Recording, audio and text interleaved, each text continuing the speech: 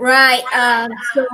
All three of you right now, we are live. So, welcome to this author live chat with fans. Welcoming author Eric, Karen Magnan, and also Niall Owens. So, in today's episode, we're actually trying out Streamyard to stream using Streamyard because in the past, what happens is that we use Google Hangouts, but Google Hangouts has been discontinued from July 2019. So we are trying to find out some other alternatives that is more reliable and probably easier to use so that we can speak to more authors at one point of time. So StreamYard has been an option or probably an alternative to Google Hangouts that I see reliable so far. So thank you so much for joining us today. And probably we will speak about all three of you a little bit of your introduction. And also probably you can explain to viewers about your writing journey, what you write, the genres that you write. And then we will move on to the theme topic of our discussion today, which is creating a writing that has a lasting impact. So we will start off with Eric. Eric, probably you can explain a little bit about yourself and also about your writing journey, what you write. Okay. Well, I'm been a writer since I was about 13. I started writing short stories and just kept building into it until I started working on my first novel. I got that self-published, published a second novel, and then actually started a brand new series that I'm promoting right now called Silent Pantheon that mixes together mythology and modern times. And right now, the book is currently out right now, and I've just been working to promote it and get it out there to people. So it is under the genre of urban fantasy, right? Right. Everything, it's all this fantastical magic stuff taking place in New York. So it qualifies pretty well. Right. So let's move on to Karen. Karen, could you let us know a bit about yourself and your writing journey? How long have you been writing? What do you write? Okay. Well, I actually figured out what I wanted to be when I grow up just about a year ago. I wrote my first book a year ago in August. And that was The Dragon Who Got the Fairy Godmother to Like Vegetables. I write children's books, as I said. I've written, from early childhood, say, 3 years old, 4 years old. And I have gone up to young adults. I am trying to do an actual adult novel now to see if I'm ready to graduate to a big person book. But for the most part, it's just been children's books. I just had my fourth book published. I started last August, and I just had the fourth one come out. I do have a publisher, so I'm not trying to do this on my own. Bob Scott Publishing, but it's been a fascinating journey. All my books are, they're fun. I have written The Dragon one is the first one that came out, and then I have a series coming out about a dog I used to have named Milton. So that one's been fun. The one that just was published last week is Milton Visits the Bakery. And this one is actually based on truth. The dog was a crazy dog who got in nothing but trouble. So I just like to reach out to kids and just get them to enjoy reading. That's mainly it. And they all have like simple messages, believing in yourself, eating your vegetables, trying new things. I have some other ones out, you just feel good type books, for kids. Right. That I think probably you are one of the newest authors that we have over here. So congratulations on publishing your first book, and it sounds very exciting. So Niall, can you tell us a little bit about yourself and your writing journey, especially what you have written and so far, and what are the genres that you write? Okay. I wrote my first story in the 5th grade, but I didn't consider writing a profession when I pondered over career choices.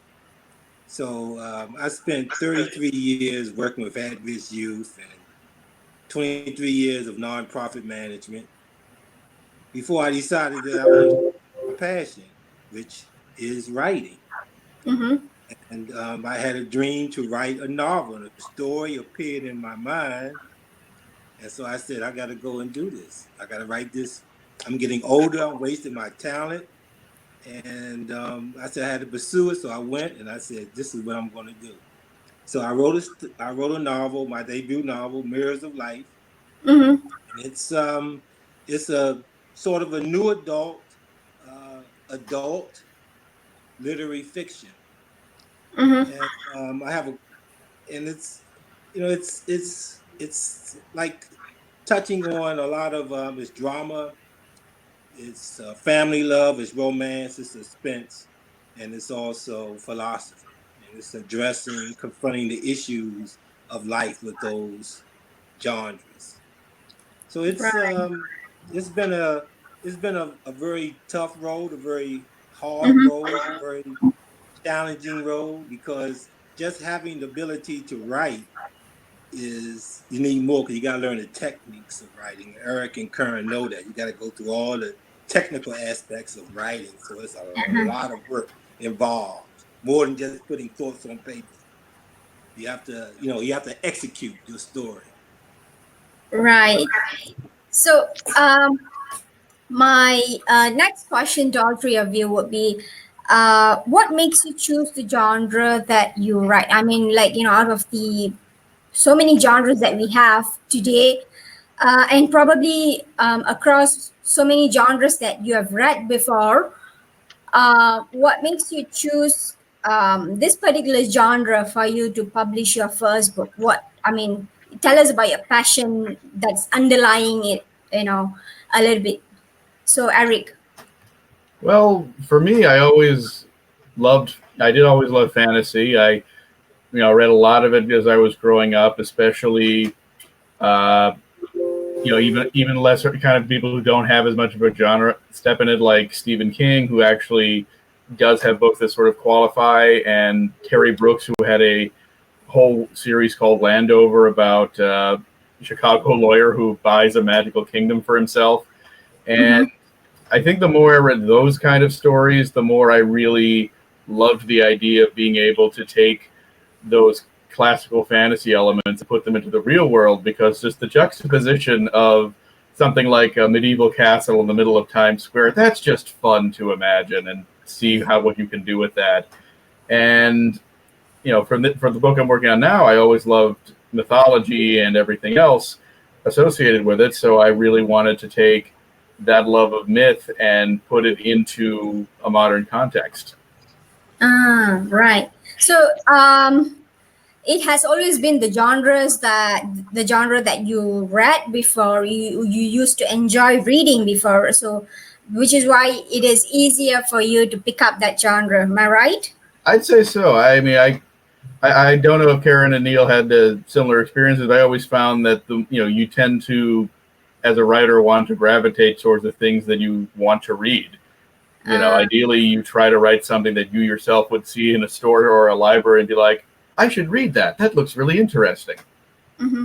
Okay, right. So, Karen, tell us a bit about what makes you want to write a children's book, like not young adult, but started off with. Well, I have a young adult book that's coming out next year too. But for me, I always love children's. I love children's movies. I love children's books. To me, I can get more into a child's imagination than into an adult's imagination. The talking animals, the messages behind the many of the movies you see out there, empowering girls, empowering boys. And, to me, I love that. To get a child, first of all, to want to read, that will stay with them, for the rest of their life. And for me, I just love to let my imagination go crazy. I feel like I can do that better with a children's book, than I can even with an adult. Yes, you're doing urban fantasy and all that, and that's a whole similar type thing with the whole, using your imagination. But for me, I just like doing it with children's books. And yeah, I'm going to try an adult book. I am working on one now. It's nothing like this though, like one, I have my books all involve like dragons and pixies and the dog. And I have another one that will, is coming out later this year on a dancing flamingo. It's like I can just let my creativity and my imagination soar. And I've always loved reading. Like when my kids were young, we were always reading, or making up stories. And I'd encourage my kids to make up stories. We'd all tell like different parts of the story. Mhm. And I just find, I guess I'm a kid at heart. I don't want to grow up. Writing these books helps me do that. Right. So it's just about letting your imagination flow very freely in that sense, where you feel you accomplish something that has been lingering. Probably you can just put it on paper about something that is lingering on your mind or something like that. So right. And just, with the kids' book, you can really just get crazy with it, with whatever it is you want to talk about.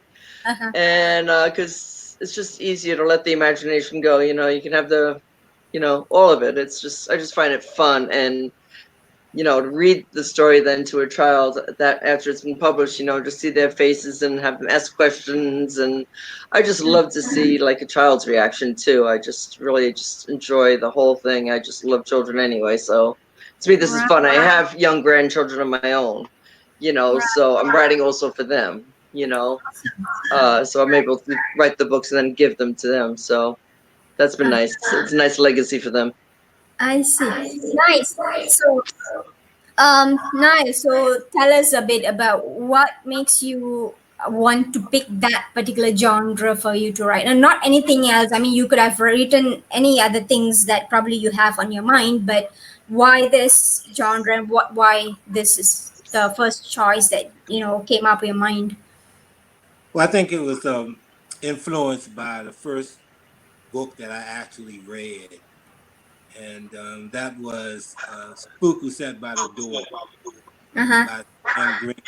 And, and then also working with youth and working with facilitating a program called Passport to Manhood, where you're working with teens and you're talking about community development, personal leadership, these type of things. And all that helped influence that I wanted to address the new adult end, because that's a relatively new genre, but it is new adult, but it's sort of expands from that into adult. So it's like a personal growth type of story. It's like you're taking the child from even a young adult into new adult into adulthood, as you get into older age. So it's just about responsibility. It's about addressing those issues in life. It's like when you look at your life in a mirror, you see moments of happiness and sadness, life and death, and things that make you question the fairness of life. And so the story confronts those issues of life, and it just does it with drama and family love and suspense and romance and philosophy. Nice. So, I think probably from all three of you, I think the reason why you picked up the genre that we've written is because you're naturally inclined to it, that particular genre and not anything else. So that actually says a lot of things about you, about your preference and about your personality. As an author, what are the messages that you're trying to tell the people out there? So it brings sort of a very unique message to the people out there, for the audience that you write for, and also giving a bits of pieces of the advices or probably the kind of values, the impacts that you would want to create out there for the readers, right? So speaking about that, and also speaking about the theme for our discussion today, so creating a writing that has a lasting impact. So I'm just very curious because as an author myself, I am also very a newly published author. So I've always been very curious about why authors write and what kind of impacts that I actually want to see in the society out there, or probably the impact that they want to give to the readers, at least, right? So probably we can share something about that and your experience writing something or probably accomplishing that. So Nile, probably you can, explain to us about what you aim to achieve, or probably the tips of writing in a way that it creates a lasting impact. Well, it goes into personal growth, Mm-hmm. human and self-development. When you're dealing with issues like social problems, and human behavior, Mm-hmm. learning things about ourselves. It's like one of one of the pieces that I touch on in philosophy in my novel is these two characters have a discussion about Mm-hmm. frying ice cream. Mm-hmm. One says, can you fry ice cream? So the Mm-hmm. guy questions, are you talking to ice cream you put in the freezer? He said, yeah, can you fry that? Yeah, you can fry it. You can take it and put it in the frying pan, but where's the logic? Mm-hmm. So just because you can do something doesn't mean you should do it. Is there logic to it? Mm-hmm. And so that's sort of the lesson, things that we go through and we think about, and Mm-hmm. and just little lessons for individuals to just think about and pick up on and consider, because we do a lot of things without logic. We just do things because we can do it, Mm-hmm. and that's not the reason to do things. Uh-huh. So it's just behavioral learning. Right. That's very exciting to know. I mean, probably, do you also incorporate your personal experience, or probably from your career? Oh, Maybe it has something related to that. oh, absolutely. You have. I mean, yeah, absolutely. You throw in, life experiences help prepare you for writing. I mean, because you can always put in your life experiences somewhere. Like she write, like Karen writes about childhood. I mean, I'm sure some of her life experiences in childhood is there. I mean, that's important because that's knowledge. I Mm-hmm. mean, those experiences is very, very is knowledge. It's like if you share, if you tell your child not to talk to strangers. Mm-hmm. Okay. Now, some parents kind of forget to do that, and their child talk to a stranger because they don't have that frame of reference. So listening can become a point where it's actually experiencing, and you're talking about that. Hey, don't talk to strangers. Mm-hmm. And sometimes parents may forget that, but they may pick it up in Karen's book. About talking to strangers. Don't talk to strangers, and that's important. Mm-hmm. Little things like that is very, very important because you got to have that frame of reference, especially when you're a kid. You got to have that frame of reference. Nobody tell you not to talk to strangers. You'll talk to them. Mm-hmm. But if you've been told not to talk to them, then you can back away. Mm-hmm. So that's very, very important. Right. So, Karen, um, what is the expectation that you have with your books? And like you said earlier, you've also given the books that you've written to your grandchildrens, and probably many other parents out there would want to actually read the books that you've written to their kids. So I could actually sense that you have a message, a very strong message that you want to send out to very young readers. So probably inculcating something very important from a young age. I guess that is what you're trying to look at. So tell us about creating a lasting impact with writing, especially writing for kids. Um, well, writing, getting a lasting impact really does start when you're a child. You have to get a love of books when you're young. That's the way I look at it. If you grow up without that love of books from a young age, then you'll probably grow up and not have that when you get older. Mhm. And I've always encouraged that with my own kids. Reading whatever. whatever they found interesting, to was very important. And like the books they have, they have the younger children books especially have great illustrations. My publisher found great illustrators, so the pictures are a big part of it too. To draw the reader in. The stories, they have simple messages for the age group, whether it's believing in yourself, trying something new. The newest book I have out, Milton Visits the Bakery, is him going to the bakery across the street, and it's a workshop for adults with special needs, and so it talks about, this girl named Becky who has Down syndrome, so it's like such different things, and I think Milton's going to be teaching a lot of lessons along the way, and so is Rosie the Pink Dragon. Those two I've kind of started a whole series on. And then I have other ones I've also done. Like I said, I have 4 out already, and there's like a bunch in the works too. I started writing a year ago, and I've already besides these 4, there are 4 more coming out probably this year. Just that he'll probably get to. I just children's books is so quick for me to write. I can write one in 2 hours. That's how long it takes. 2 hours. Right. So Dang. nothing like writing a novel that could take a year or 2. Correct. Big difference with what they do. That's a lot harder. I'm trying to do a novel now, and it's a lot harder. But I'm sure it's very rewarding in its own way too, because you have to put a lot more work into it than what I do. But for me, I just find it's just important to reach out to the young ones, get them interested in writing in any way, and what I like to do is just hook them when they're young, and I like holding a physical book, there's, the e-readers and all that. There's nothing like holding a physical book in your hands. Correct.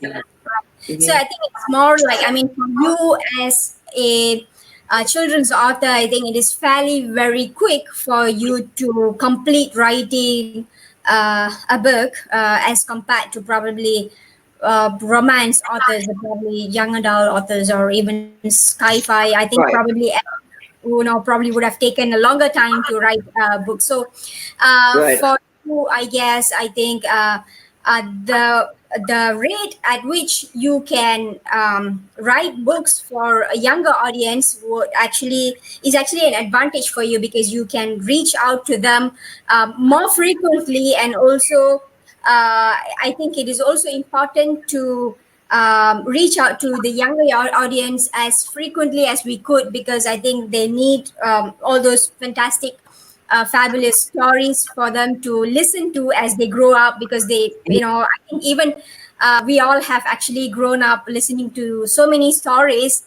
not just one. So I think it is important to keep writing as much as many stories as you can to the younger audience. So I think that is one of the advantage that you have on hand, being a children's author. So Eric, tell us about your experience of about creating a lasting impact when you actually produce a book. I know that in the previous series of interview that you had with us, you did mention that you received a compliment from a reader who says that when he reads your book, it sorts of reminds him about the whole the whole script being transported, or probably being taken into a screenplay. So I think that is one of the lasting impacts that probably you cherish until today. So tell us a little bit about that. Well, I think that is always something I strive for. I really want to try to create something that the reader is going to remember, because it's either unique, or because it's it captivates them in keeps them in suspense, keeps them wanting to keep reading. That to me is always my biggest goal. I always think to myself when I'm writing and I'm ending a chapter, like, okay, how do I end this so that the person immediately wants to turn the next page? I've had a couple of readers say they read a chapter a night of my work, and they get to the end of the chapter and it's like, blasted, it's 11:30 at night, but I have to know what happens next now. And that's always a great feeling, because you've got them hooked. But I think for me, it's really a lot of just trying to tell an engrossing story that does hold people's interest, and hopefully in a unique way. And occasionally, if I can, get some ideas across while also telling that kind of story, that to me is kind of the best thing, because you always want. To me, it's always great when a person reads a story, they think like, "Wow, I was really entertained by that," and then they start thinking about it some more. It's like, wait, there's symbolism behind that, or that means something, or wait, there's a deeper thought here. Because then then they can enjoy it in a completely different way, the second time, or even as they're just thinking about it the first time. Right. So, what is your experience writing? I mean, along the way that you've been writing your books right now. You've written more than one book right now. So, walk us through the process of writing, and also what are the elements that you actually adapt in your writing style in order to create something that creates a lasting impact, like people would want to remember the kind of stories that you have written. It's not just about reading and then forgetting about the stories like after 2 to 3 days. So what is it that you actually use, or probably you try to learn? Well, I think the primary thing I always try to focus on is character development. Going back to what Neil said, it's really like the personal growth and life experience, all those things about characters that we remember. And so for me, when I'm writing, even if I have like just the bare inkling of the story, I'm always thinking, who is this story about? How does what happens affect them? Why is the audience going to feel something with this character? Because I always feel, no matter what the story is, if you don't care about the person that's living it, you're probably not going to be all that interested in it. So characters is really the first thing I always think about, because the audience has to have a good protagonist. You have to have somebody you can relate to or believe in or have some kind of connection to in a story. And if you don't have those things, I don't think you're really going to get very far with it.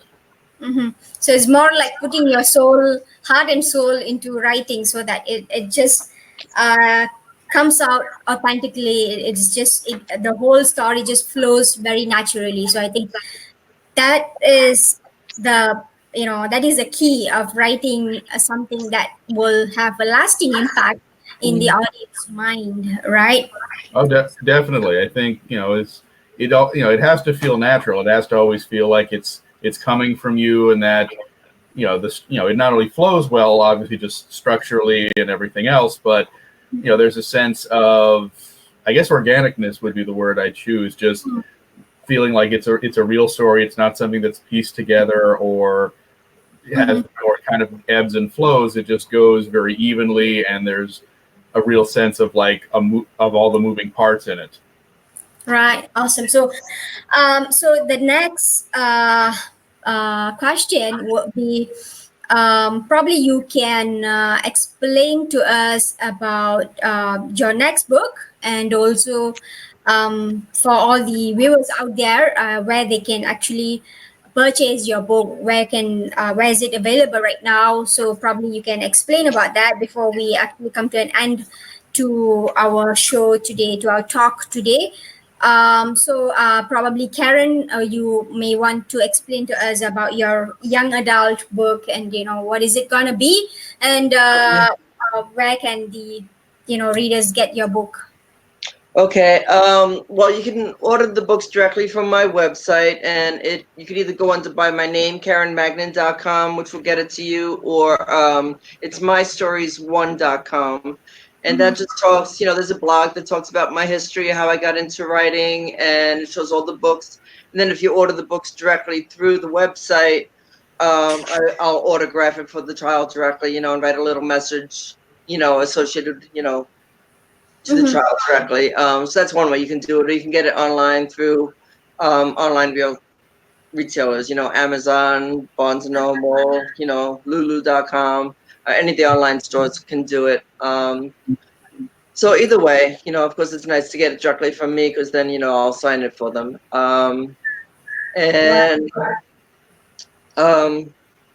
the young adult book I have, I sent to my publisher. That one took the longest to do. That one took me like 3-4 months to write. It's like, I don't know, it's not very thick. It's, I don't know, 200 pages. That was good for like a first novel. And that one's called well, let's just wait. It's called Battle for Mankind. It's what it's called, Battle for Mankind. And that one is, it's sort of a fantasy type thing, with the elemental kingdoms, with the fairies and the elves and everything, battling against like some mythological creatures. There's the centaurs, who are the evil ones, Cyclops. So that's sort of like a little fantasy type thing. Like I said, I sent that one to the publisher, so we'll see what happens. That one took a while. There was a lot. I had to learn a lot about editing in that book. Right. And then I have some more children's books coming out. There's 2 more that illustrations are working on. Florence the Dancing Flamingo. That one, I just love that one. I just kept seeing flamingos everywhere. And then one day I walked in and there was flamingo pajamas at Walmart. I'm like, that's it. I'm writing this story. I am going to figure out what this flamingo wants to come out of me here. And I just went home and Florence the Dancing Flamingo was born. So that'll be out later this year too. And then, like I said, I'm writing a novel now. It's called The Lonely Girl, about a child who develops deep depression, and she creates like this alternate reality to help her through it. And she starts out when she's 4, and it has to do with like trouble at home, her emotional well-being. Is just really she struggles with emotional issues throughout her whole life, and so that's kind of where it's going with that one. So I'm all over the place. I like trying different things. I find the children's books though are the most fun. I'm hoping that my books are books that kids will read over and over and over again. That would be great. So yeah, I think children's book writer, author. I mean, although you tend to like write, young adult and other genres, but I think your heart and soul is always with, my heart and soul with the children's. Yeah. I mean, I'd love to have like books that around, for the next 40, 50 years, like, some of the others, the classic children book writers out there. I would love that where my books are read over and over again because they become a favorite book of a child. That's always like the greatest thing. That would be the greatest thrill. Right. So Niall, so probably you can tell us about your next book and the books that you have written so far. Where can readers get your books? Yeah, you can order them directly from me, like Karen. I can sign it if it comes directly on my website. Neil Owens at owenspublishing.com. It's also available on Amazon, and then on August 27th it'll be available on the other online retailers, Barnes and Noble, etc. But my next project is going to come out in the spring of 2020, and that is a collection of short stories. The short stories will cover different areas, sections of romance. There'll be a section for romance, a section of suspense, a section of satire, and so that's my next project. Awesome. Short stories. Right. So, Eric, probably tell us about how many books you have written so far, and what is the next project that you have. I mean, pertaining to your writing journey, and where can the readers get your books? Well, I've currently written up there. I've currently written about 2 series. The first one is called The Light Rider Journals. Which is about a man who gets thrust into a whole conflict of elemental magic that's going on right below under our noses, so to speak. The current one, as I mentioned, is Silent Pantheon, which is about a group of fallen gods who are living among humans and trying to sort of make ends meet. I'm currently working on a sequel to that book, and all of my work can be found on my website, Eric Nierstedt author, NIERSTEDT.com. And they can also be found on Amazon, on all major book sites, Amazon, Barnes and Nobles, Kobo, everywhere. Right. So it's pretty much, the readers can just walk into any stores and then can just find all three of you. I mean, the books that all three of you have written, right? So we've actually come to the end of our interview session today, and probably I think it would be a good idea if all three of you can actually comment in the Facebook video, the link that I gave you just now. You can probably drop the links to get your book and probably your author page or anything that you would want to comment on the Facebook page, where the video is going to be available for replay. You can actually leave your links there that Right. people can actually check you out. I think it would be a good idea for you to leave your links there. So with that, I think we have come to the end of our show today, and I think it's pretty late where you are right now. So thank you so much for joining us today, and I hope that you will be able to connect with more readers from your very own genres. So thank you so much for joining us today, and be sure to also share the link to the replay to your family and friends who would want to watch it probably tomorrow or the day after, anytime, basically. So yeah, thank you for joining us, guys. Thank you. Thank you. Thank you. Thank Bye. you. Thank you. Right. Bye-bye. Bye. Bye. Bye. Bye.